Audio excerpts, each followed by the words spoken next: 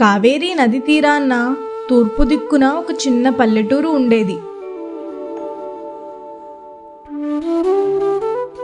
ఆ పల్లెటూరులో అంజి అనే ఒక వ్యక్తి ఉండేవాడు. అతని భార్య పేరు గంగమ్మ. ఆమె పరమ గయ్యాలి. అస్తమాను భర్తని నగల కోసం వేధిస్తూనే ఉండేది. ఒకరోజు, అబ్బబ్బా, ఎంతసేపు పడుకుంటారండి మీరు? మీ మొద్దు నిద్రకి ఇంకా తెల్లవారలేదా? నువ్వు తినడం పడుకోవడం అంతే. లెగండి, పడుకున్నది చాలింకా. అందరూ లెగిసి వాళ్ళ పనికి వెళ్ళిపోతున్నారు. నువ్వు మాత్రం మంచానికి అతుక్కుపోయి ఉన్నావు. నేను చెప్పిన పని ఒక్కటే సరిగ్గా చెయ్యవు. ఆ పక్కింటి వనజాక్షి ఎన్ని నగలు పెట్టుకుందో చూడు. వాళ్ళ ఆయన అస్తమాను ఏదో ఒకటి కొంటూనే ఉంటాడు. వాళ్ళ ఆయన ఎంత చక్కగా చూసుకుంటాడో ఆమెని. పట్టణం నుంచి అన్నీ పట్టుకొస్తాడు. పట్టు చీరలంటే పట్టు చీరలు, ఏదడిగితే అది కొంటూనే ఉంటాడు. మీరు ఉన్నారు, ఏదడిగినా కొనకపోగా నా మీద కోపం చూపిస్తూ ఉంటారు. ఇంకెప్పటికీ అర్థం చేసుకుంటారు నా బాధ? తెల్లవారిందో లేదో మొదలు పెట్టేశావా నీ పురాణం? రోజు ఒకటే పురాణమా? అయినా నీకేం తక్కువ చేశాను? ఉన్న దాంట్లో నేను బాగానే చూసుకుంటున్నాను కదా, ఇంకేం చూసుకోవాలి? నేను ఎంత చేయగలను అంత చేస్తున్నాను. నీకు లేనివి తెమ్మంటే ఎలా తెస్తాను చెప్పు? నువ్వే సర్దుకుపోవాలి. ఎదిరింటోళ్ళని పక్కింటోళ్ళని చూసి మనం కూడా అలా ఉండాలి అనుకోవడం తప్పు. నీకు ఎన్నిసార్లు చెప్పాను? ఇంక నువ్వు మారవా? మారతాను. మీరు నేను అడిగినవన్నీ కొనివ్వండి, అప్పుడు మారతాను. మారాలంట, మారాలి. ఏం మారాలో? నీతో నేను వాదం అనలేను గాని వెళ్ళి నాకు సద్దన్నం మూట కట్టు, నేను పొలానికి వెళ్తాను అంటూ అంజి బయటకు వచ్చేస్తాడు. ఇంతలో పక్కింటి అమరయ్య ఎదురు పడతాడు. ఎరా అంజీ, పొలానికి వెళ్తున్నావా? పొలంలో కలుపు తీయించావా లేదా? నా పొలంలో నిన్నే కలుపు తీయించాను. కలుపు మొక్కలు త్వరగా పెరిగిపోతున్నాయిరా. లేదు రామరయ్య, ఇంకా కలుపు తీయించలేదు. ఇవాళ తీయిద్దాం అనుకుంటున్నాను. ఈ రోజు కలుపు తీయించి పొలానికి నీళ్లు పెట్టాలి. ఏమోరా, ఇంత కష్టపడుతున్నాం గాని పంట చేతికి వస్తుందో రాదో అని భయంగా ఉంది. ఏమిటంటే ఆ కాలంలో వర్షాలు పడవు, లేకపోతే వరదలు. ఇవి రైతుల్ని ముంచడానికే వస్తూ ఉంటాయి. మనం ఎంత కష్టపడినా మన బతుకులు ఇలాగే ఉంటున్నాయిరా. ఎదుగు బదుగు లేని జీవితాలు, కష్టానికి తగ్గ ఫలితం ఉండడం లేదు. అదే మన రైతులందరి బాధ. అవునరా, మన రైతుల బాధలు మనకే అర్థమవుతాయి. సర్లే, నేను పొలానికి వెళ్తున్నాను, నువ్వు వెళ్ళు. అలా అంజి పొలానికి వెళ్లి కలుపు తీసి పొలానికి నీళ్లు పెట్టి ఇంటికి వస్తాడు.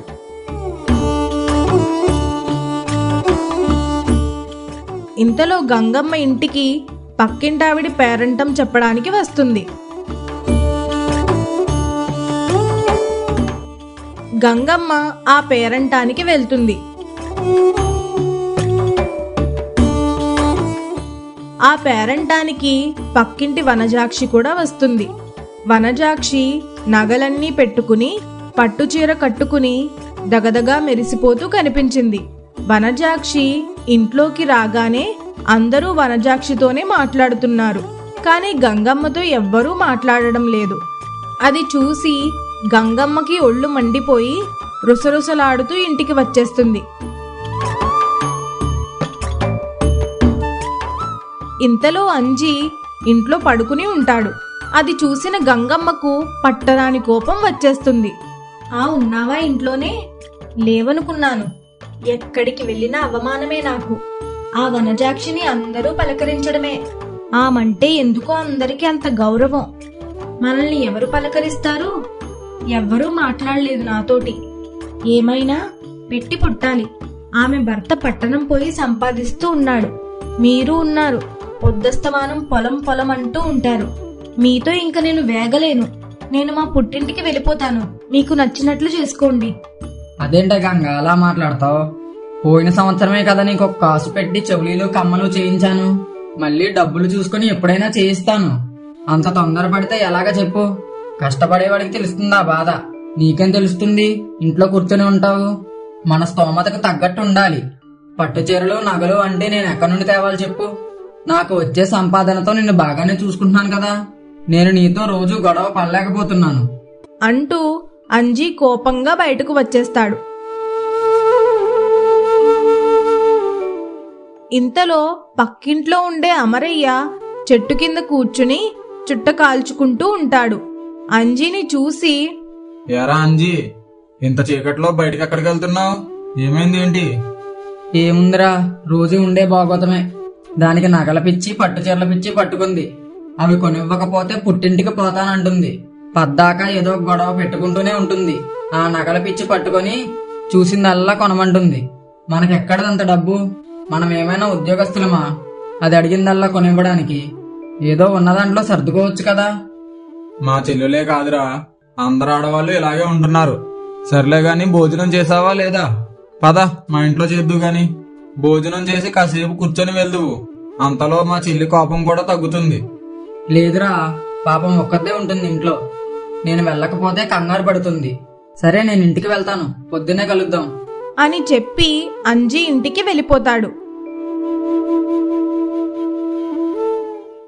అలా తెల్లవారగానే గంగమ్మ బట్టలు అన్నీ సర్దుకుని తన పుట్టింటికి వెళ్ళిపోవడానికి సిద్ధమవుతుంది. అంజీ ఎంత చెప్పినా వినకుండా అక్కడి నుంచి వెళ్ళిపోతుంది.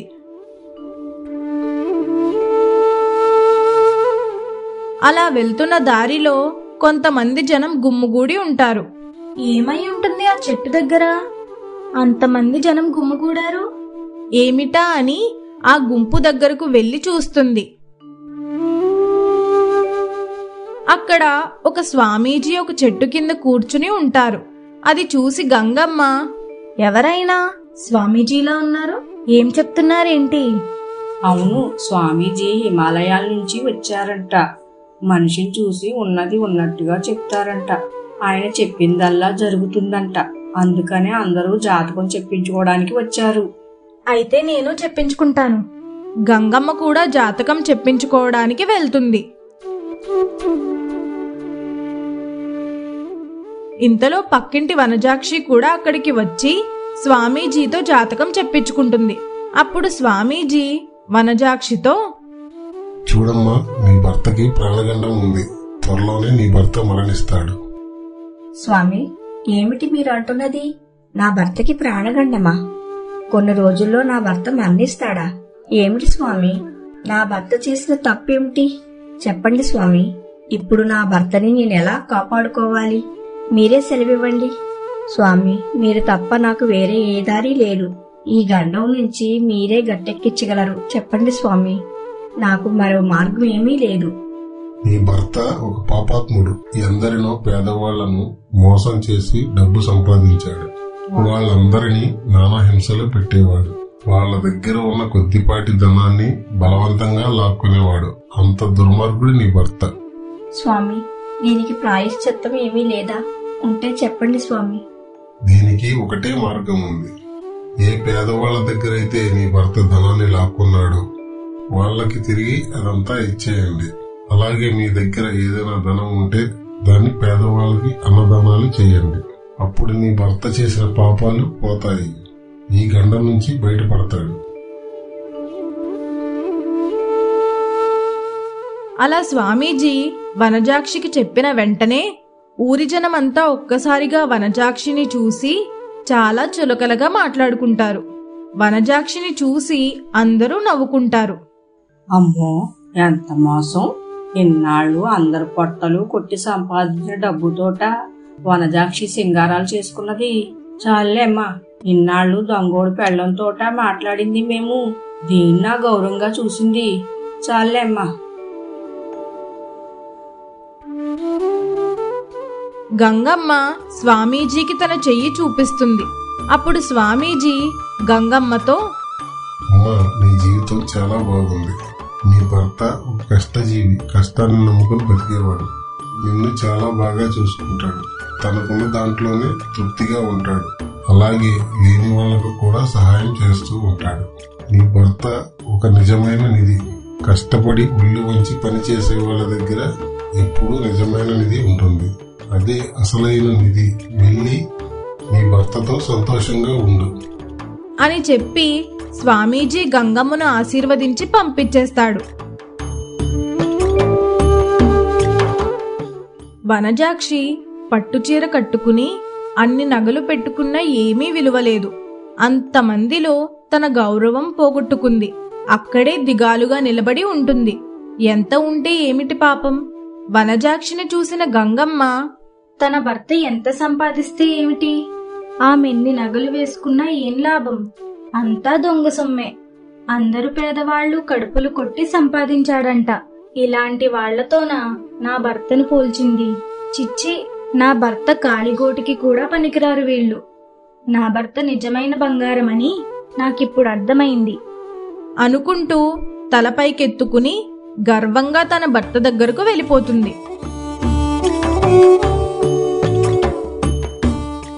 జీవితంలో నిజమైన సంపద ధనం కాదు, మన మంచితనమే. కష్టపడే చేతులే నిజమైన బంగారం. ఇతరులను మోసం చేసి గెలిచిన విజయానికి విలువుండదు. నిజాయితీగా బ్రతికి మనసు నిర్మలంగా ఉండే జీవితం ఆనందాన్ని ఇస్తుంది. సంపద కాదు, మంచితనమే మనకు గౌరవాన్ని తెస్తుంది. బయ్యవరం అనే గ్రామం ఊరు చివరన ఒక చిన్న తాటాకు గుడిసె ఉండేది. ఆ గుడిసెలో దేవయ్య, కాంతమ్మ అని ఇద్దరు దంపతులు నివసిస్తూ ఉండేవారు. దేవయ్య, కాంతమ్మకి 6 సంతానం. 6లో మొదటి సంతానం అమ్మాయి. ఆమె పేరు మల్లిక. మల్లిక పుట్టుకతోటే గుడ్డిది. దేవయ్య, కాంతమ్మ ఆ గ్రామంలోనే కూలి పనులు చేసుకుంటూ పిల్లల్ని పోషించుకుంటూ ఉండేవారు. ఉదయం నుంచి సాయంత్రం దాకా కష్టపడినా కానీ 6 పిల్లలకి సరైన తిండి పెట్టుకోలేకపోయేవారు. అలా ఉదయం నుంచి సాయంత్రం దాకా కష్టపడినా చాలని తిండి మాత్రమే పిల్లలకు పెట్టి దేవయ్య, కాంతమ్మ మాత్రం పస్తులుండేవారు. ఈ విధంగా రోజులు గడుస్తూ ఉండగా ఒకరోజు దేవయ్యకి ఉండుండి జీవితం మీద విరక్తి కలిగి కాంతమ్మతో, ఏమే కాంతం, మనం ఎంత కష్టపడినా పిల్లలకి కడుపు నిండా బొబ్బ పెట్టలేకపోతున్నాం. మన పొట్టలు కూడా నింపుకోలేకపోతున్నాం. ఏం పాడు జన్మో మనది. ఆ దేవుడికి కూడా మన మీద కనికరం లేదు. కనీసం మన మీద జాలి కూడా చూపించడం లేదు. మన పిల్లల్ని ఇప్పుడే పెంచలేకపోతున్నాం. వాళ్ళకి సరైన తిండి పెట్టలేకపోతున్నాం. కొత్త గుడ్డ ముక్క కూడా కొనలేకపోతున్నాం. వాళ్ళకి ఒక చదువు కూడా చెప్పించలేకపోతున్నాం. పెద్దదేమో పుట్టుగుడ్డిది. దీన్ని ఎక్కడికైనా పనికి పంపిద్దామంటే దానికి ఎవరో ఒకరు తోడుండాలి. దీనివల్ల ఉపయోగం లేదు. దీన్ని జీవితాంతం పోషిస్తూ ఉండాలి మనం. ఈ మల్లిక మన గుండెల మీద కుంపటిలా తయారయ్యింది. ఏమిటయ్యా మాటలు? తండ్రి మాట్లాడవలసిన మాటలేనా అవి? పాపం అదేం చేస్తుంది? ఆ దేవుడే దాన్ని అలా పుట్టించాడు. అది కావాలని తెచ్చుకుందా ఏంటి? దానికి ఉండే బాధలు దానికి ఉంటాయి. పాపం దానికి మనలా అన్నీ చూడాలని ఉంటుంది కదా. ఈ రంగుల ప్రపంచం చూడాలని దానికి మాత్రం ఉండదు. పాపం, దానికంతా చీకటి శూన్యం. అది ఏ జన్మలో ఏ పాపం చేసిందో భగవంతుడు దానికి ఆ శిక్ష వేశాడు. మనం కూడా అలా అంటే ఎలా చెప్పయ్యా?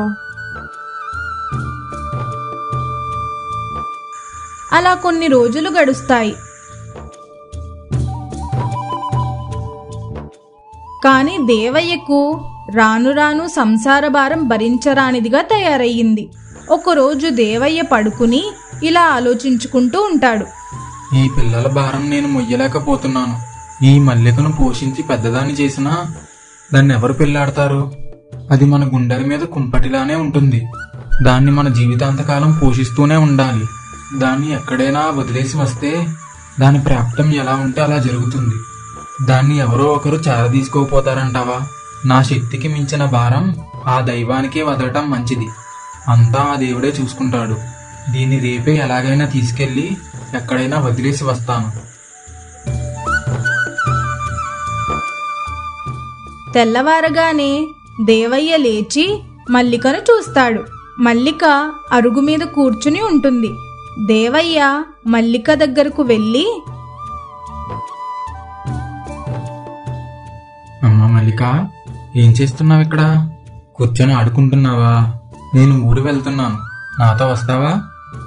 వస్తాను నాన్న. సరే అయితే పద. అలా దేవయ్య మల్లిక ఇద్దరూ వెళ్తుంటారు. నాన్న, ఆ ఊర్లో ఏముంటాయి? ఊరు బాగుంటుందా? అక్కడ ఏమేమి ఉంటాయో నాకు చెప్తావా నాన్న? మరి నాకు కనిపించవు కదా.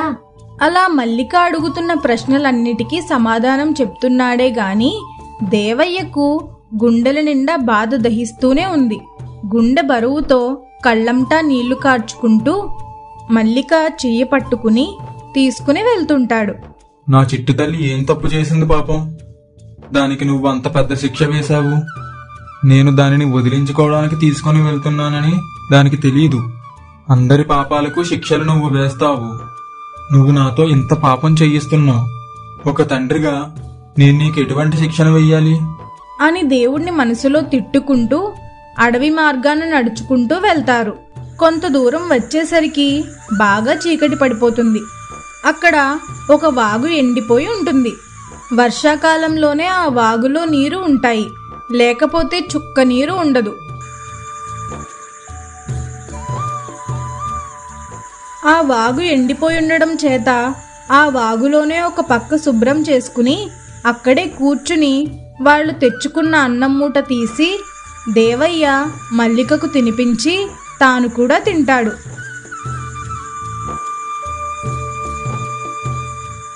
అలా ఇద్దరూ ఆ చల్లటి గాలికి అక్కడే పడుకుంటారు. పొద్దస్తమాను నడవడం వల్ల మల్లికకు బాగా నిద్ర పట్టేస్తుంది. దేవయ్యకు మాత్రం నిద్ర పట్టదు. తెల్లవారుగానే దేవయ్య లేచి మల్లిక కేసి చూస్తాడు. మల్లిక ఎంతో నిశ్చింతగా నిద్రపోతుంది. దేవయ్య మల్లికను చూసి కళ్ళంటా నీళ్లు పెట్టుకుంటాడు. దేవయ్య మల్లికకు మెలకువ రాకముందే గబగబా తిరిగి ఇంటి దారి పడతాడు. ఇంతలో మల్లికకి మెలకువ వచ్చి, నానా నానా ఎక్కడున్నావు నాన్నా? నా దగ్గరకు రా, నాకు దాహం వేస్తుంది. నాన్నా నాకేమైనా తినడానికి తీసుకొచ్చావా? త్వరగా రా నాన్నా, నాకేమీ కనిపించడం లేదు. ఇప్పుడు మనం ఎక్కడున్నాము అంటూ దేవయ్యని పిలుస్తుంది. పాపం మల్లికకు ఏం తెలుసు, తన తండ్రి తనని వదిలేసి వెళ్ళిపోయాడని. అలా 2-3 సార్లు పిలుస్తుంది. పలకకపోయేసరికి మల్లిక తాను తినడానికి ఏదైనా తేవడానికి వెళ్ళాడనుకుని ఆమె ఆ వాగులోనే చేతులతో వెతుక్కుంటూ కొన్ని రాళ్లు ఏరుకుంటుంది. ఆ రాళ్లతో గెచ్చంకాయలు ఆడుకుంటూ కూర్చుంటుంది. జనం ఆ వాగు మీద నుంచి అటూ ఇటూ వెళ్తున్నారే తప్ప మల్లికను ఎవ్వరూ పట్టించుకోవట్లేదు. కానీ దేవయ్య కూతురికి దూరంగా వెళ్తున్న కొద్దీ దేవయ్యకి గుండె బరువెక్కి మల్లిక గురించి ఆలోచిస్తూ తనలో తాను ఇలా అనుకుంటాడు. పాపం నా చిట్టు తల్లి ఏం చేస్తుందో. నేను వస్తానని ఆశగా ఎదురు చూస్తూ ఉంటుంటుంది. లేదంటే ఎవరైనా ఎత్తుకుపోయారేమో. పాపం అమాయకురాలు, ఏ పాపమూ ఎరగదు. అయినా నాకు 6 పిల్లల్లో ఈ పిల్లే భారమని ఎందుకు అనిపించిందో. పాపం పుట్టుగుడ్డిది. తండ్రిని నేనే వదిలేస్తే నా బిడ్డని ఎవరు సాకుతారు? లేదు లేదు, నా బిడ్డని ఎంత కష్టమైనా సరే నేనే పెంచుకుంటాను. దానికి ఒక మంచి భవిష్యత్తునిస్తాను అని అనుకుంటూ దేవయ్య అక్కడే నిలబడిపోయి ఒక్కడుగు కూడా ముందుకు వేయలేకపోతాడు. తిరిగి మళ్ళీ మల్లిక దగ్గరికి గబగబా నడుచుకుంటూ వెళ్తుంటాడు. నా చిట్టి తల్లిని ఎవరూ తీసుకెళ్లకుండా ఉండాలి. నా చిట్టి తల్లి మళ్ళీ నాకు దక్కాలి. దేవుడా, నా చిట్టి తల్లిని ఎవరూ తీసుకెళ్లకుండా ఉండేలా చూడు తండ్రి. నా బిడ్డను నాకు మళ్ళీ తిరిగి అప్పగించే బాధ్యత నీదే తండ్రి. నా చిట్టి తల్లికి ఏం కాకుండా చూడు తండ్రి అని మనసులోనే ఆ దేవుణ్ణి తలుచుకుంటూ పరిగెత్తుకుంటూ వెళ్తాడు. ఇంతలో మల్లిక అక్కడే కూర్చుని ఆ రాళ్లతో గెచ్చంకాయలు ఆడుకుంటూ ఉంటుంది. దేవయ్య మల్లికను చూసి ఎంతో ఆనందపడిపోతాడు. ఆకాశం వైపు చూసి దేవుడికి దండం పెట్టుకుని మల్లిక దగ్గరకు వెళ్తాడు. దేవయ్య మల్లిక చేతిలో ఉన్న రాళ్లను చూసి ఆశ్చర్యపోతాడు. ఆ రాళ్లు దగదగా మెరిసిపోతూ ఉంటాయి. అవి చూసిన దేవయ్య, అమ్మా, ఈ రాళ్ళు నీకు ఎక్కడ దొరికాయి? ఎవరిచ్చారు నీకు? నాకు ఎవరు ఇవ్వలేదు నాన్న. ఇక్కడ ఇసుకలో ఏరుకున్నాను. నువ్వు ఎంత పిలిచినా రాలేదు. ఎక్కడికైనా వెళ్ళావేమో అనుకుని ఇసుకలో రాళ్ళేరుకుని ఆడుకుంటున్నాను. ఇంతలో నువ్వు వచ్చావు. ఈ రాళ్ళు ఇంటికి పట్టుకు వెళ్ళి ఆడుకుంటాను, సరేనా? పద నాన్న, ఇంకా ఇంటికి వెళ్ళిపోదాం అంటూ దేవయ్య చెయ్యి పట్టుకుని ఇంటికి నడవమంటుంది. దేవయ్య హృదయం ఆనందంతో పొంగిపోతుంది. కూతుర్ని తీసుకుని ఇంటికి సంతోషంగా వెళ్ళిపోతాడు. ఆ వజ్రాలు అమ్మగా వచ్చిన డబ్బులతో మంచి వ్యాపారం పెట్టుకుంటాడు. అలాగే ఒక ఇల్లు కట్టుకుంటాడు. పిల్లలందరినీ మంచి పాఠశాలలో చేర్పించి చదువులు చెప్పిస్తాడు. మల్లికను ఎంతో అల్లారు ముద్దుగా పెంచుకుంటాడు. అలా వాళ్ళ కుటుంబం ఎంతో సంతోషంగా కాలం గడుపుతారు. తండ్రి ప్రేమ అగాధ సముద్రంలా ఉంటుంది. తన పిల్లల కోసం ఏ క్షణాన్నైనా మారిపోవడానికి సిద్ధంగా ఉంటుంది. బాధలో వదిలేసిన కూతుర్ని ప్రేమతో మళ్ళీ ఆలింగనం చేసుకున్న తండ్రి మనసే నిజమైన దేవాలయం.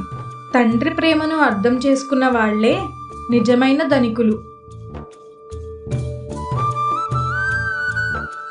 కేశవరం అనే గ్రామంలో శ్రీహరి ఉండేవాడు. శ్రీహరి ఆ ఊర్లోనే ధనవంతుడైన రైతు. ఆయన తల్లి పేరు శాంతమ్మ. శాంతమ్మ శ్రీహరికి పక్క ఊరిలో ఉండే జమీందారు గారి అమ్మాయి శారదకిచ్చి వివాహం జరిపిస్తుంది.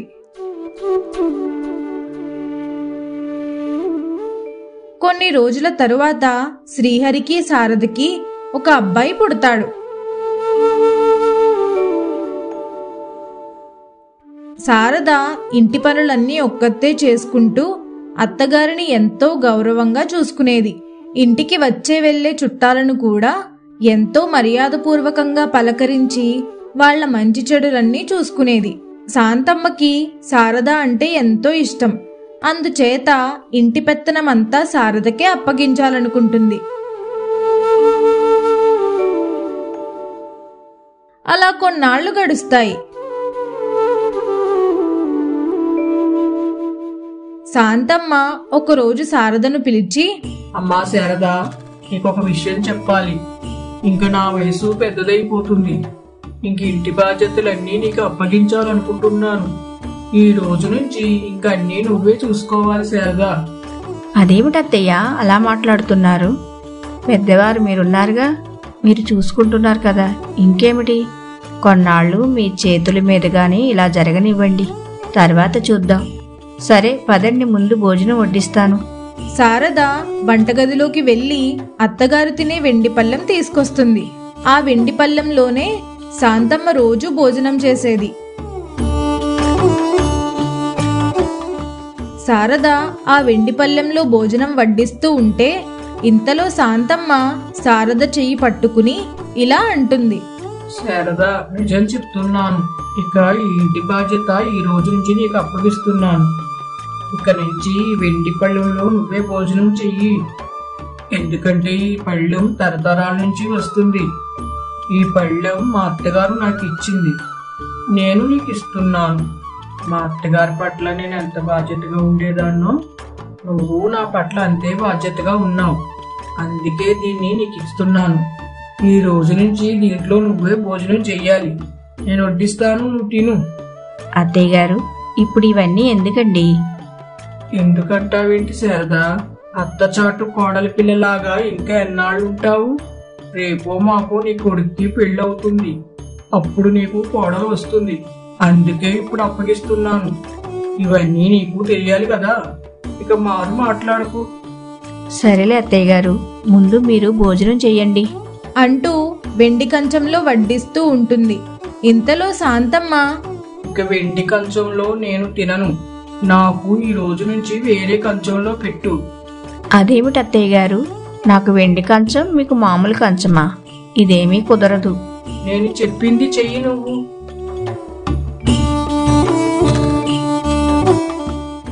చేసేదేమీ లేక శారద ఆ రోజు నుంచి వెండి కంచంలోనే భోజనం చేసేది.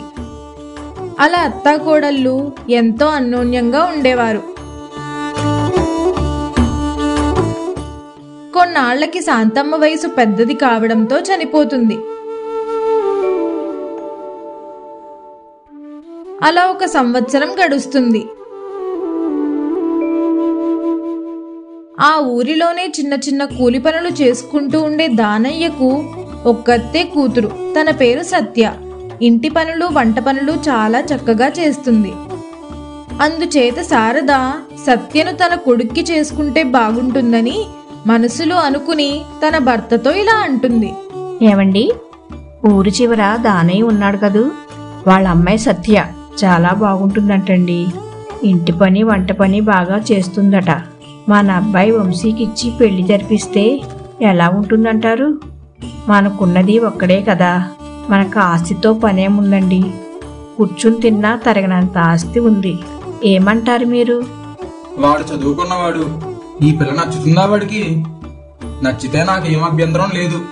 ఎలాగో నీకు నచ్చిందంటున్నావు కదా, వాడితో కూడా ఒక మాట చెప్పు. చేసుకునేది వాడు కదా. సరే అండి, వాడికి నచ్చకుండా ఎలా చేస్తాం? ఇద్దరికి నచ్చితేనే చేద్దాం. ఒక్కసారి మీరు వెళ్ళి వాళ్లతో మాట్లాడి రండి. సరే, నేను ఏదో ఒక మంచి రోజు చూసుకొని వెళ్ళి మాట్లాడతాను. అలా శ్రీహరి దానయ్య వాళ్ళ ఇంటికి వెళ్ళి పెళ్లి సంబంధం గురించి అడుగుతాడు. దానయ్య, మీ అమ్మాయిని మా అబ్బాయికి ఇచ్చి వివాహం చేద్దాం అనుకుంటున్నాం. ఏమంటారు మీరు? బాబుగారు, మీ అంతటి వారు వచ్చి అడిగితే ఎలా కాదంటాం చెప్పండి. ఇది మా అదృష్టం బాబుగారు. మా సత్య పెద్దింటి కోడలవుతుందంటే నాకు చాలా సంతోషంగా ఉంది. మీరన్నట్టే చేద్దామండి. అలా పెద్దవాళ్లంతా మాట్లాడుకుని వంశీకి సత్యకి పెళ్లి ఎంతో ఘనంగా జరిపిస్తారు. సత్య అత్తవారింటికి వస్తుంది. కొన్నాళ్లకు వంశీకి సత్యకి 2 కొడుకులు పుడతారు. వంశీ ఉద్యోగం కారణంగా వేరే ఊరు వెళ్ళిపోతాడు. ఇంటి దగ్గర అత్తాకోడళ్ళిద్దరూ కలిసి ఇంట్లో పనులన్నీ చేసుకుంటూ ఎంతో సంతోషంగా ఉండేవారు. అలా కొన్నాళ్లు గడుస్తాయి. శ్రీహరి అనారోగ్యం కారణంగా చనిపోతాడు. శ్రీహరి చనిపోవడంతో శారదమ్మ సంతోషమంతా పోతుంది. కోడలు సత్య ఇంకా ఇంటి పెత్తనమంతా ఆమె తీసుకుంటుంది. సత్య శారదని సరిగ్గా పట్టించుకునేదే కాదు, అత్తగారిని నానా హింసలు పెట్టేది. ఒకరోజు శారద వెండి కంచంలో అన్నం తింటూ ఉంటుంది. అది చూసిన సత్య, ఈ రోజు నుంచి వెండి కంచం నాది. ఇక మీరు ఈ కంచంలో తినడానికి వీల్లేదు. ఇదిగో ఈ కంచం తీసుకోండి. మీరు ఇక నుంచి నన్ను అడగకుండా వంటగదిలోకి రాకండి. నేనే మీకు భోజనం పెడతాను అంటూ సత్య ఆ వెండి కంచం లాగేసుకుంటుంది. శారద ఏమీ చెయ్యలేక అక్కడి నుంచి బయటకు వెళ్ళిపోయి బయట అరుగు మీద కూర్చుని బాధపడుతూ ఉంటుంది. కాని ఇంక రాను రాను సత్యకి స్వార్థం పెరిగిపోయి ఇదంతా నాదే అనుకుని శారదను ఎలాగైనా బయటకు నెట్టేయాలనుకుంటుంది. వాళ్ల ఇంటి వెనకాల ఒక దొడ్ల సావిడి ఉంది. దానిలోనే ఒక నులక మంచం వేయించి శారదని ఆ దొడ్ల సావిడిలోకి పంపించేస్తుంది. ఇక ఇంట్లోకి రానిచ్చేదే కాదు, ఒక మామూలు కంచం తీసుకుని అందులోనే అన్నం పెట్టి ఇచ్చేది. సత్య తన పట్ల కఠినంగా ఉండడంతో శారద చాలా బాధపడేది. అలా రోజులు గడుస్తూ ఉంటాయి. సత్య కొడుకులకి పెద్ద వయసు కావడంతో పెళ్లి సంబంధాలు చూస్తుంది. కానీ ఎవ్వరూ పిల్లని ఇచ్చేవారే కారు. ఆ ఊర్లో అందరూ సత్య గయ్యాలితనం, అత్తగారు మంచితనం గురించే చెప్పుకునేవారు. అత్తగారిని ఎలా చూస్తుందో అందరూ చూసి చెప్పుకునేవారు. అందువల్ల సత్య ఇంటికి కోడలిగా తమ పిల్లల్ని పంపడానికి ఇష్టపడేవారే కాదు. ఒకరోజు సత్య పొరుగురు అయిన వాళ్ల దూరపు చుట్టాల ఇంట్లో పెళ్లి జరుగుతుంది. సత్య ఆ పెళ్లికి వెళ్ళాలనుకుని శారదతో ఇలా అంటుంది. నేను మా దూరపు చుట్టమైన వారి కొడుకు పెళ్లికి వెళ్తున్నాను. మీరు జాగ్రత్తగా ఉండండి. మీరు నేను లేనని ఇంట్లోకి వెళ్తారేమో. వెళ్ళకండి. ఏదైనా కావాలంటే మీ మనవళ్ళు ఉన్నారు, వాళ్ళని అడిగి తీసుకోండి. నేను లేనని మీరు చుట్టుపక్కల వాళ్ళకి నా గురించి చెడుగా చెప్తే మాత్రం ఊరుకునేదే లేదు. అర్థమైందా? సరే, నేను వెళ్తున్నాను. మీ అబ్బాయి గారు అటు నుంచే వస్తారంట. ఇద్దరం కలిసి వెళ్తాము. అమ్మా సత్య, చెప్తున్నానని ఏమీ అనుకోకు. మంచో చెడో నా మాట విను. నాకు ఒక్కడే కొడుకు. వాణ్ణి ఎంతో బాగా చూసుకున్నాను. వాడు ఇక్కడ ఉంటే నా స్థితిని చూసి ఎంతో బాధపడేవాడు. వాడికి నీ గురించి చెప్పి మీ ఇద్దరిని విడదీయడం ఇష్టం లేక ఇన్ని బాధలు పడుతున్నాను. కానీ నీ పిల్లలు, అదే నా మనవళ్ళు, ఇదంతా చూస్తున్నారు కదమ్మా. ఇవాళ నన్ను చూస్తున్నట్టు రేపు నిన్ను చూస్తారేమో అని భయంగా ఉందమ్మా. అందుకే చెప్తున్నాను. వాళ్ళకి రేపో మాపో పెళ్ళిళ్ళు చేస్తావు. నీకు కోడళ్ళు వస్తారు. ఇప్పుడు నేనంటే ఏదో సరిపెట్టుకుంటున్నాను. ఒక్కగాని ఒక కొడుకు. వాడు మనసు బాధ పెట్టకూడదని నేను ఇవన్నీ భరిస్తున్నానమ్మా. నా అత్తగారిని నేను ఎలా చూసుకున్నానో నా కొడుకు చూశాడు. ఇప్పుడు నువ్వు నన్ను ఎలా చూస్తున్నావో నీ కొడుకులు చూస్తున్నారు. ఈ రోజు మనది, రేపు మనదవుతుందో లేదో తెలియదు. కాస్త ఆలోచించు తల్లి. నీ మంచికే చెప్తున్నాను. నువ్వు కొంచెం శాంతంగా ఉండు. శుభమా అంటూ ఊరు వెళ్తుంటే ఈ ఉపదేశాలు బానే ఇస్తున్నారు. నా గురించి నాకు తెలుసు. నేనేం చెయ్యాలో మీరు నాకు చెప్పక్కర్లేదు. మీ గొడవ మీరు చూసుకోండి. సరే, నేను వెళ్తున్నాను అంటూ సత్య అక్కడి నుంచి వెళ్ళిపోతుంది. కానీ శారద ఏమీ మాట్లాడకుండా అక్కడి నుంచి వెళ్ళిపోతుంది. కొంతసేపటికి పక్కింటి సుభద్ర శారద దగ్గరకు వస్తుంది. శారదమ్మా, ఓయ్ శారదమ్మా. ఆ సుభద్ర, ఇలా వచ్చావే, ఏమైంది? ఊరికే వచ్చాను. ఏం చేస్తున్నావా అని అలా నీరసంగా ఉన్నావేంటి?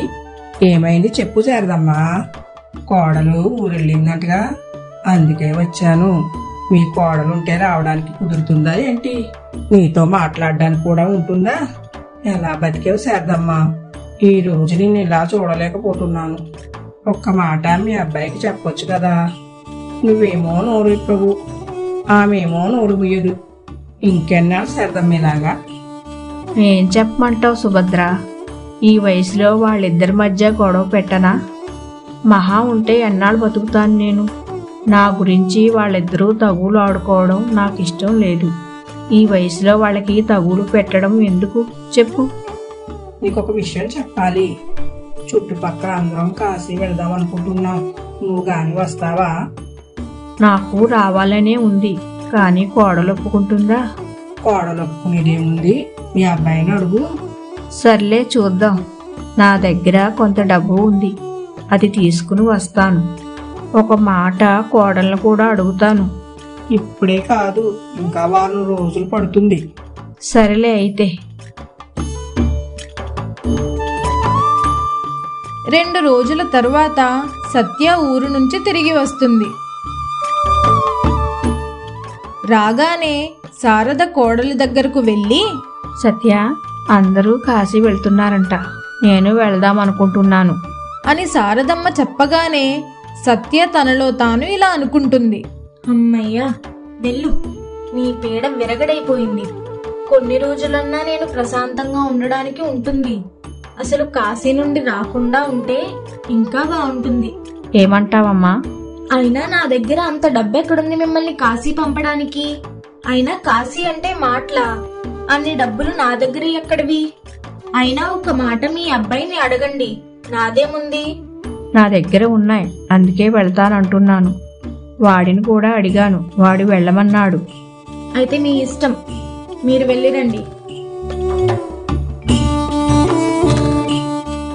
శారద తనకు కావాల్సినవన్నీ సర్దుకుని అందరితో కలిసి కాశీ బయలుదేరే ముందు సత్యతో ఇలా అంటుంది.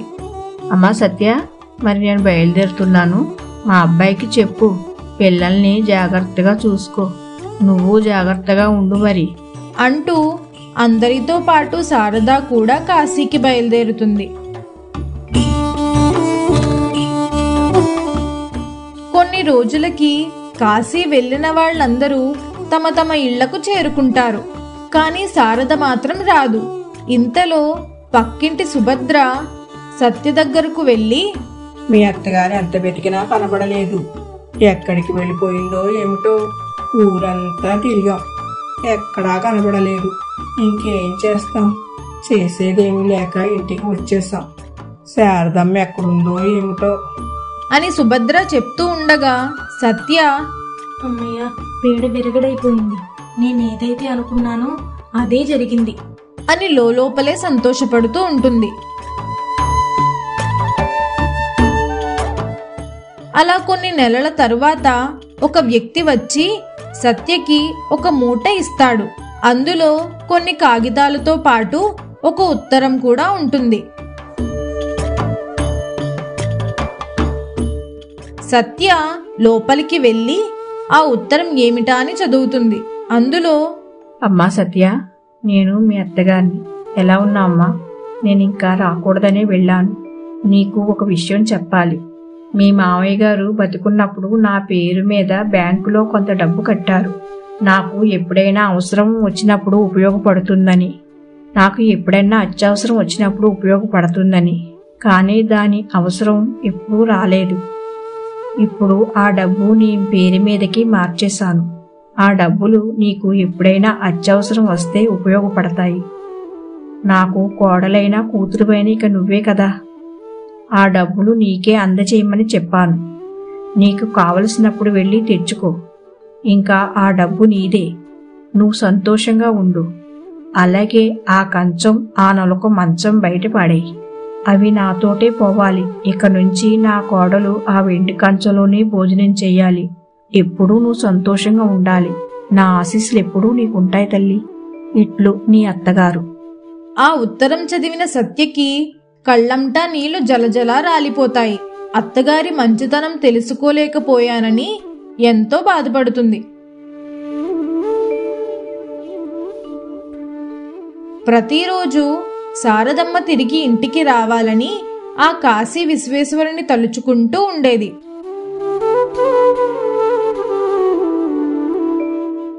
సత్య ప్రతిరోజు శారదమ్మ తిరిగి వస్తుందేమోనన్న ఆశతో శారదమ్మ కోసం గుమ్మం దగ్గరే ఎదురు చూస్తూ ఉండేది.